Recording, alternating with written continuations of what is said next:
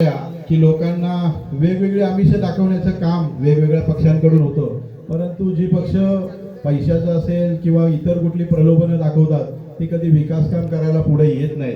मात्र शिवसेना आणि योगेश दादा हे असं एक समीकरण आहे की आपण फक्त विकास कामाच्या पलीकडे जाऊन दुसरं काय करत नाही.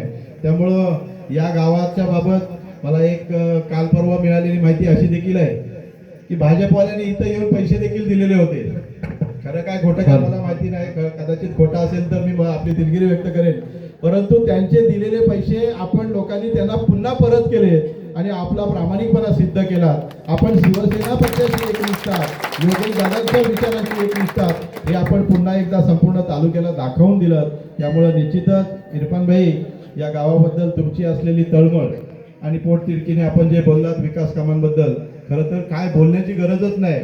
टाकवलीवाले जे मागतील ते देण्याची जबाबदारी आज आम्ही निवडून आल्या सर्व सदस्यांची असणार आहे.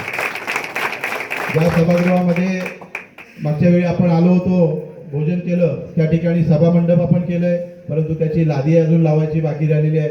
इथली देखील लादीचं काम बाकी आहे. आता रस्त्याचं काम मंजूर आहे, स्मशान शेडचं काम मंजूर आहे, परंतु बौद्धवाडीकडे जाणारा जो रस्ता आहे तो देखील आपल्याला करायचा आहे. त्या कामामध्ये थोडासा बदल करून घ्यायचा आहे आपल्याला, कारण अडखळ बौद्धवाडी झाले ते आपल्याला टाकवली बौद्धवाडी करून घ्यायचं आहे.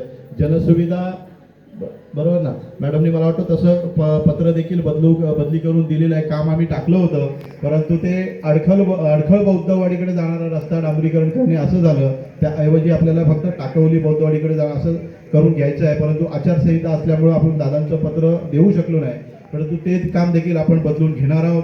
आणि जी कामं आहे, सगळ्यात महत्त्वाचा विषय गेले कित्येक वर्ष प्रलंबित होता तो आपला अडखळ टाकवली रस्ता जवळपास पूर्ण होत आलाय, परंतु थोडासा रस्ता जो शिल्लक राहतोय, निश्चित रूपानं दादा आज आपले मंत्री आहेत.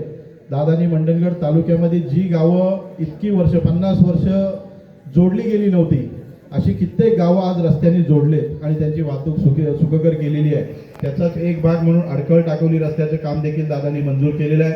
थोडंसं काहीतरी 1-1.5 किलोमीटर जे राहतंय, मला वाटतं तिथं जो काही तक्रारीचा विषय होता तो संपलेला आहे. ग्रामस्थांनी आपण सर्वांनी त्याच्यावर मार्ग काढलेला आहे. त्यामुळे निश्चित रूपानं दादांशी आपण चर्चा करून त्या रस्त्याला देखील लवकरात लवकर मंजुरी घेऊ किंवा जो ठेकेदार आहे त्याला सांगून पुढचं काम आपल्याला गाड्यांची वाहतूक कशी करता येईल यासाठी करण्यासाठी निश्चित आम्ही सर्वजण त्याला सूचना देऊ, दादांना देखील सांगू. आपल्या सर्वांना पुन्हा एकदा या कार्यक्रमाच्या निमित्तानं शुभेच्छा देतो. खरं तर भजन चालू असताना आम्ही आलो आणि थोडंसं आपल्या भजनामध्ये व्यत्यय आणला, त्याबद्दल आपली सर्वांची मनपूर्वक माफी मागतो आणि पुन्हा एकदा या कार्यक्रमाच्या निमित्तानं आपल्या सर्वांना शुभेच्छा देतो. जे 6 उमेदवार निवडून आलेले आहेत ते निश्चित रूपानं तुमच्यामुळं सर्वांच्यामुळं निवडून आलेले आहेत आणि 5 वर्ष खूप चांगलं काम देखील करतील अशी या टाकेश्वराच्या साक्षीनं आपल्याला मी ग्वाही देतो.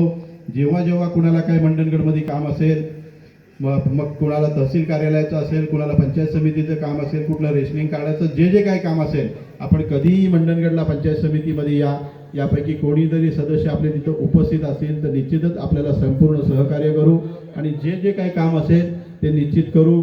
मुंबईतून मला वाटतं मनोज दादा वगैरे कायम संपर्कात असतात, सचिन संपर्कात असतो. कुणाचं रेशनिंग कार्डचं किंवा जातीच्या दाखल्याचं, उत्पन्नाच्या दाखल्याचं काम जरी असलं तरी मुंबईतून फोन जरी करून सांगितलं तरी त्याचं काम, तो माणूस इथं नसताना कागदपत्र मिळाली तरी देखील आम्ही पंचायत समितीमध्ये बसून करत असतो आणि हेच काम आपल्याला पुढं करायचं आहे.